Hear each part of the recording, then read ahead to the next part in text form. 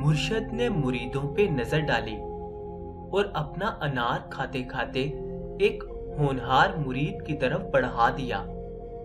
मुरीद ने अनार अदब से पकड़ा, मगर वो चाहता था कि मुर्शद अनार से मुस्तफीद हों, क्योंकि वो बहुत कम ही कोई चीज रुग़बत से खाते थे। उसने दोबारा वो अनार अपने मुर्शद की तरफ बढ़ाया और कहा, हजरत, आप अनार ही तो शौक से खाते हैं, आप ही तनाफुल फरमाइए, हम तो रोज कुछ ना कुछ खाते ही रहते हैं।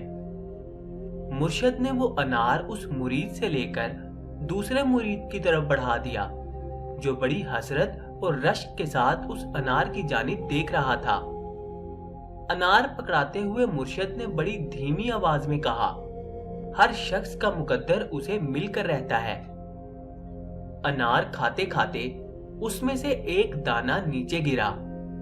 अल्लाह के रिज़्क़ की बेअदबी समझकर पहले मुरीद ने उस दाने को नीचे से उठाया और खा लिया। दाने का अंदर जाना था कि उस मुरीद के 14 तबक रोशन हो गए।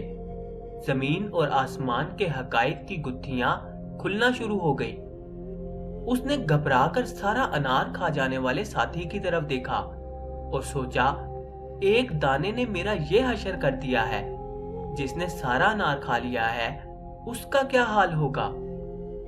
मुर्शद, जो ये सारी सूरत हाल देख रहा था, बोला, बेटा, जो कुछ था इसी दाने में था जो तूने खा लिया, बाकी अनार बस अनार ही था। उसने गुफ्तगू को जारी रखते हुए कहा, देखो, अगर वो इस दाने को हकीर ना जानता और उसे अल्लाह की नेमत समझकर तेरी तरह लपक लेता तो अपनी मुराद को पा लेता। इंसानों की अपनी अपनी किस्में होती हैं, जिस तरह फसलों की अपनी अपनी किस्में होती हैं। किसी को ज्यादा पानी दरकार होता है, जबकि वही पानी दूसरी फसल के लिए नुकसानदेह होता है। किसी के दिलो दिमाग की गुत्थी सुलझाने को एक जुमला भी काफी होता है, जबकि दूसरे के लिए 1 घंटे का खिताब भी बेकारो बेअसर होता है। किसी के लिए जमीन पर खड़े ऊंट पर एक नजर डालना ही उसे रब से मिला देता है, और कोई शटल में खलाओं में घूम फिर के आ जाता है, मगर जैसा खाली जाता है वैसा ही खाली आ जाता है। किसी बात को, किसी चीज को हकीर मत जानो।